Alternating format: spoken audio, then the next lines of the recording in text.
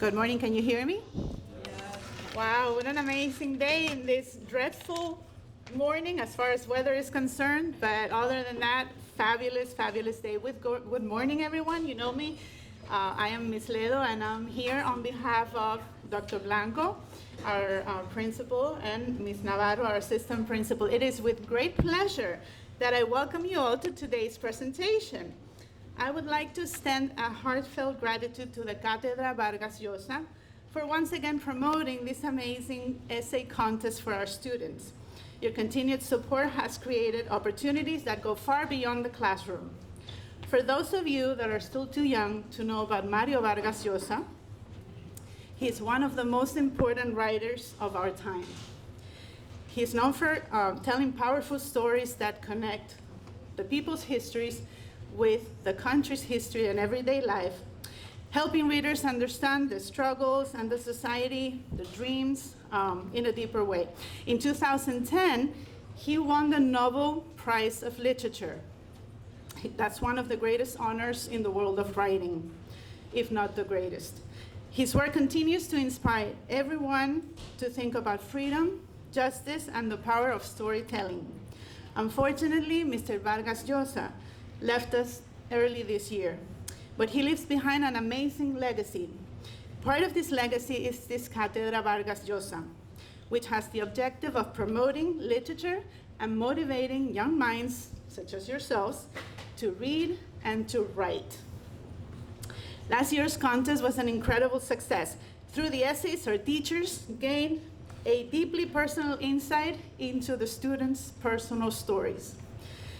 Many of the reflections were moving and emotional. A lot of our teachers, I'm not gonna lie, they cried when they read our students' stories. They were very emotional.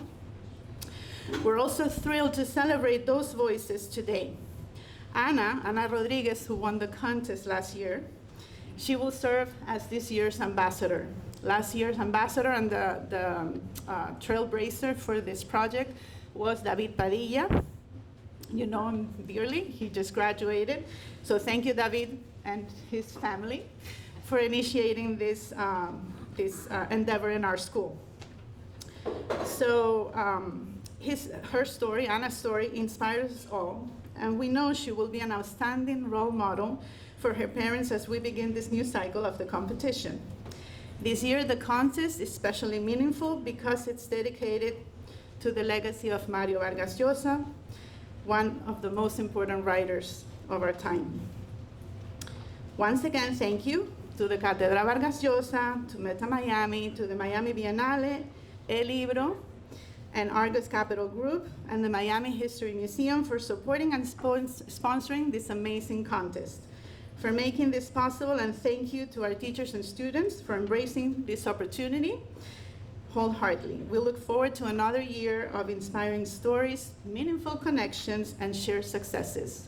Here in Miami, we all have our migration stories. If it's not our own, it's our family. So this is a very motivational story to write, our own story, okay? So without any further ado, I leave you with Ms. Rangel.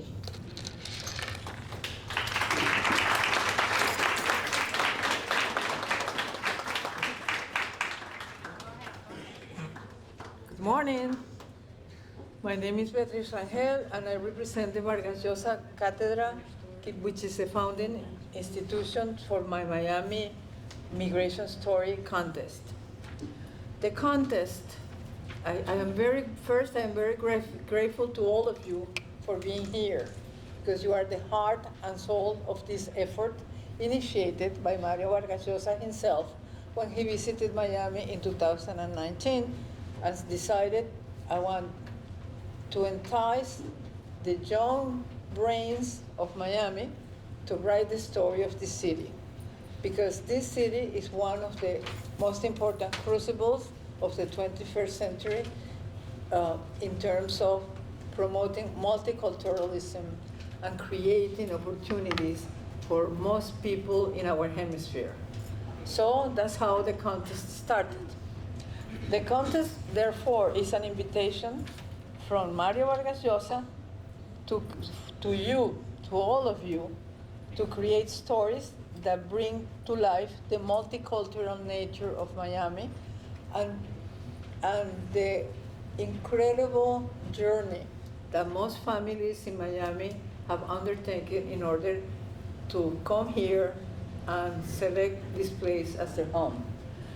Today, we're starting the road to Mario Vargas Llosa. Two creations have the power to change the world, literature and music. Today, we don't have him with us, who is represented literature, but we have Maestro Marturet, who represents music creation in its best shape and form.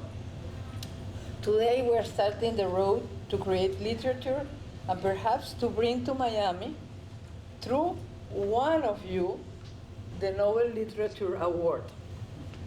This contest came to fruition through the generous support of El Libro, the Miami Herald, Ole Interactive, Argus Capital, and Meta Miami.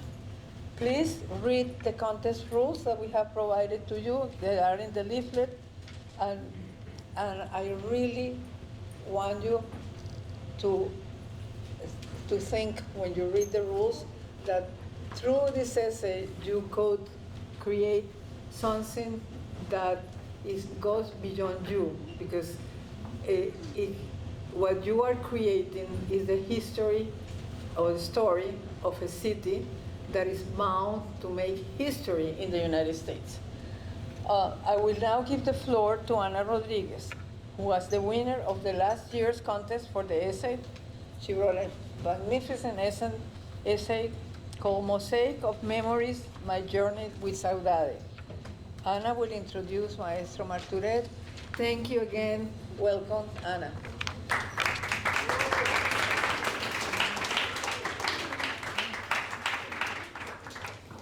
Hi, so last year I won the contest. I basically wrote my essay about what word in Portuguese, because I'm Brazilian, about the word is saudade, and it was really meaningful to have this prize. It's really important for college applications. You guys are gonna go through it in 3 years, and it's really meaningful for that, and also for me, because it was really hard to leave my country and come here with my family, and having the opportunity to talk about that and to show our side of everything. It's really I feel really grateful about that.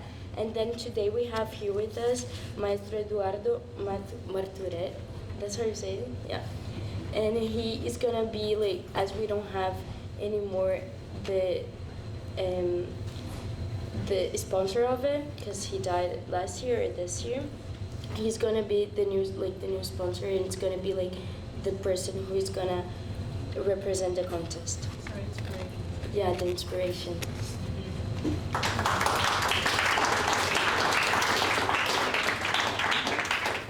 Good morning.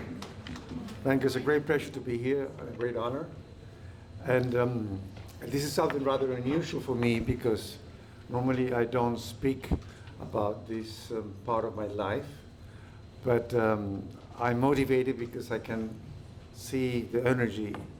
I can see in your faces that you're going to do great things with your life. And migration as a concept is a very important part. It was for me, I would say, it was reflecting actually, and I think my first migration experience was when I, living in my own country, in Venezuela, I decided to migrate from a normal student to a musician. It's like incorporating music in my life. For me, that was, maybe it's a metaphor, but it is very much a fact. I was very much a normal child. I studied in Venezuela till I graduated from high school. But all through those years, till I became 18 years old, I played an instrument all the time, by ear. I never studied music because I didn't consider that to be something that could become a profession. The way I was trained, and the concept, the culture in those days in my country was that, well, you have to make a living, and music is, being a musician, you don't make a living. is very difficult, and it was very difficult, and it is, in fact, still difficult.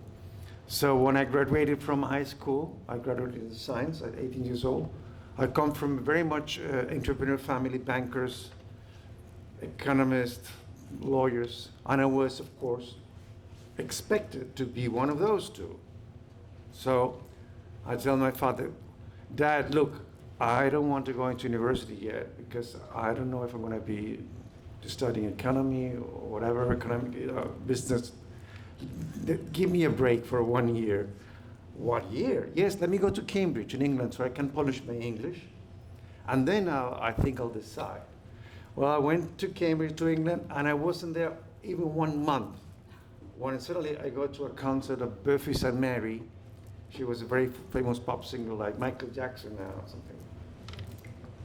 And I had a shock. So I said, yes, that's what I want to be. I want to be a musician.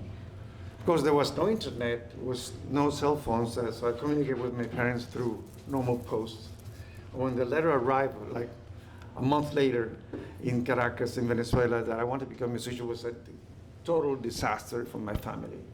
But of course, it was, it took time. I'm the 6th child of 8, 4 girls and 4 boys. That's why I managed to sneak out and become a musician. And the other thing my mother said, look, you have to be a businessman. You have to say, okay, you win. Do be a musician. But I tell you, I warn you, you will never eat more caviar. Of course, every time I came back from a tour, I have to bring a tin of caviar to prove that she was wrong. And it was really interesting because the timing in England, I didn't spend 1 year. I spent 10 years because after I graduated from the Bell School of Languages in learning English, polishing my English, I decided to stay and study there. What happened in England, the English had that marvelous virtue to make you feel at home. They supported my education. And I'm a conductor because they told me, you can be a conductor.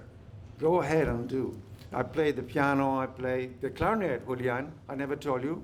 I even played, hi Julian, Santa Coloma's great friend, great musician. He played in my symphony work, I tell you now, for many years.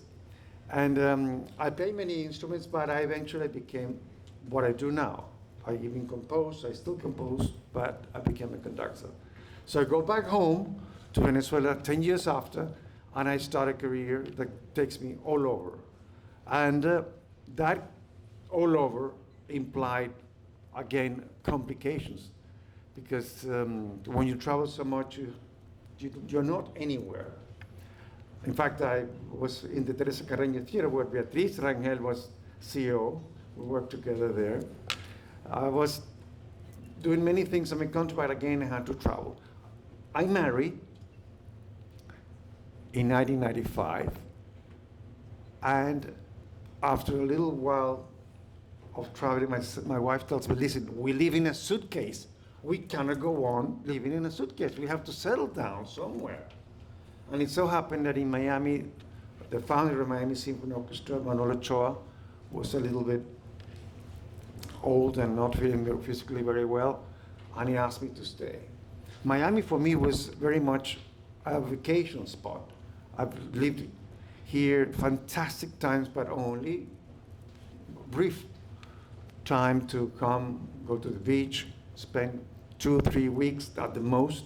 I knew it very well, but I never thought of it as a place where I was going to live. But the orchestra, of course, changed completely my life. It has been 20 years now that I've been with Miami Symphony. And my experience as an immigrant has been really fantastic because this country has really made me feel that I'm a first-grade citizen like any other, not a second-rate citizen that sometimes some countries makes you feel.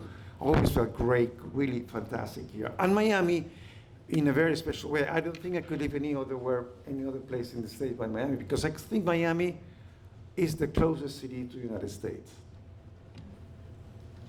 Really, the closest city to the United States.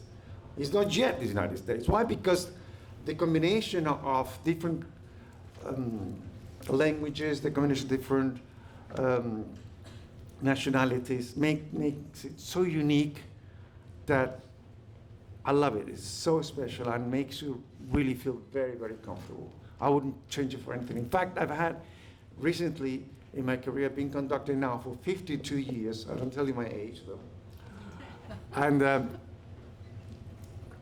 And recently, I've been asked for some orchestras in Germany, even in North City of the State, to consider me becoming their director too. Not leaving Miami, but becoming also the music director. And I tell her, listen, no. In terms of orchestras, I'm monogamous. I only marry one, the Miami Symphony. But why? Because I love the city. I think it's fantastic. My work with the orchestra has been really tremendous. And I've been able to meet people like Julian, who play with me. You know, the orchestra is full of fantastic human beings. And music has that fantastic experience.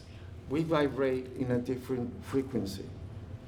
And we are really blessed for that. I was blessed since I was a child. I began to play drums when I was 4 years old. And then I migrated to the piano and other instruments. And of course, I ended up migrating to the orchestra. But the experience of playing an instrument is always, or singing, or connecting yourself with music is fantastic. And lastly, the most wonderful thing I learned here in Miami was that we have two energies in our body that we forget that we have. Electric energy and magnetic energy. But we seldom talk about that. Electric energy has to do all with your brain, your rationality, okay? And magnetic energy has to do with your heart, with your pulse. And what happens is that so often, because the way the world is being constructed, we are far too much connected with electric and very little with magnetic energy. You're in magnetic energy when you're sleeping. You're in magnetic energy when suddenly you get very emotional, very happy. You breathe, and you immediately vibrate differently. And there's nothing wrong with electric energy. It's just that we have to have them both equally balanced. It's like, you know, in a battery, positive and negative is the same thing. Like yin and yang, if you know something about Buddhistic philosophy, is something to do with balancing yourself. And I really encourage you to look for it, because it's, look, do that with me, please. Put your hands like this. Like this. And close. Now like this. Yes. And press a little bit. Press your fingers a little bit. Close your eyes.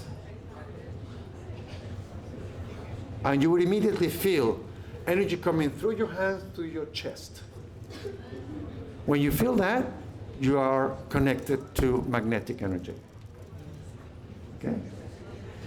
And I tell you what, why? Do you feel something? Well, try later. I promise you will. But you know, you may think, well, what is this rubbish this guy is telling me? No, it's not rubbish. I tell you, there are many things that magnetic energy will take you into. What? Decision making. How often you're going to have something to eat and your decision is from your rational part. No, I better eat this because and you're not eating what your body actually tells you to eat. And that's what you should be eating. Of course, sometimes your body tells you to eat too much sugar. I know, and that's not very healthy. But again, if rationally you've been told you eat too much sugar, but you want to, so again, you decide. It's up to you, it's your decision. And like migration, after all, is a decision of where you want to be and how you want to be. Thank you.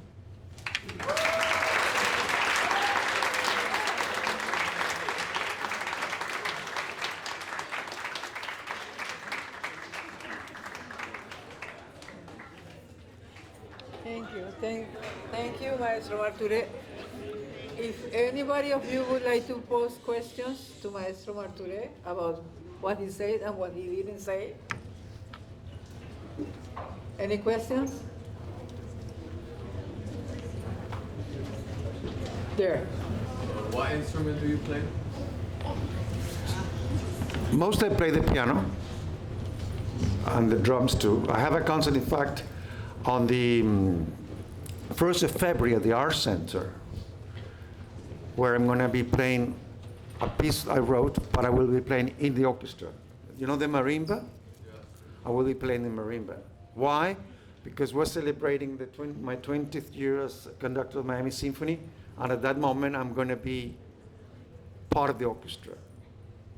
If you come 1st of February at the Art Center, if you register through the school, okay, I'll give you a special ticket to come for free.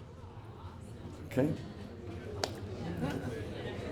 Any other questions? Any other question? Yes, Julian. Quick question. What about, you know, what did music give in life, and where did music take you? If something. Well, music gave me a reason to live. Really, the reason to understand life better. And to, you know what, Julian, this is important because do you know what it means to be rich, to be wealthy, is to be healthy.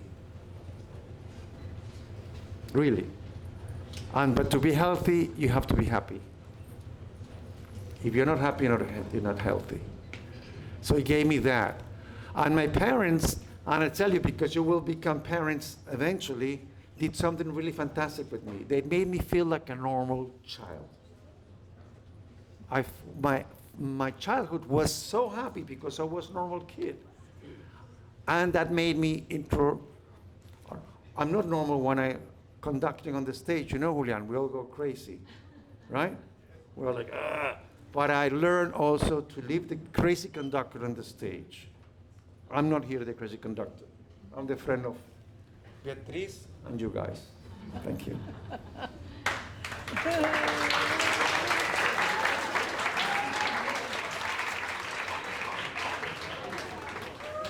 Any other questions? Any other questions? Okay. Thank you guys for being here. Thank you to ISPA for participating in this contest, to Ana Navarro, to Monserrat, and to all this wonderful team. We expect your essays, and let's write the best essay so that, again, ISPA wins the award of the best essay ever written by youngsters. Thank you.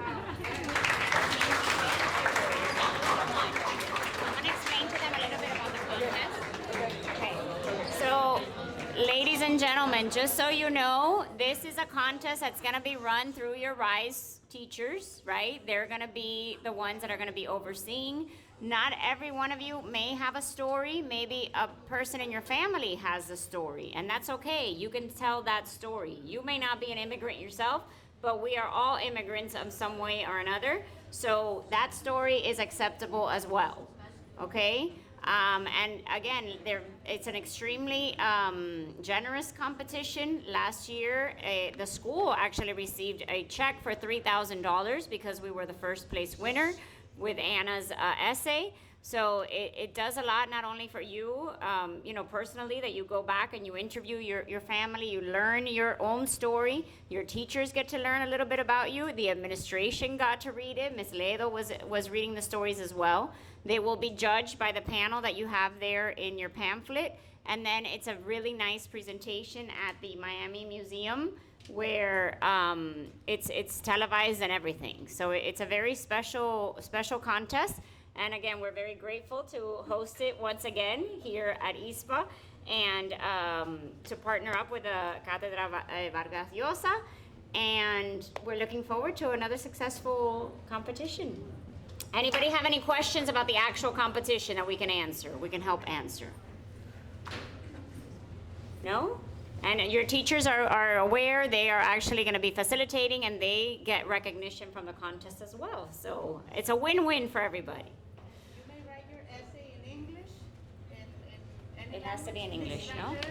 French? No, it has to be English. English? The rules are Everybody here. writes it in English? Yeah. Okay, okay. You have the rules in this insert. So take a picture, your teachers have it, and they'll reiterate when we get back to your classes.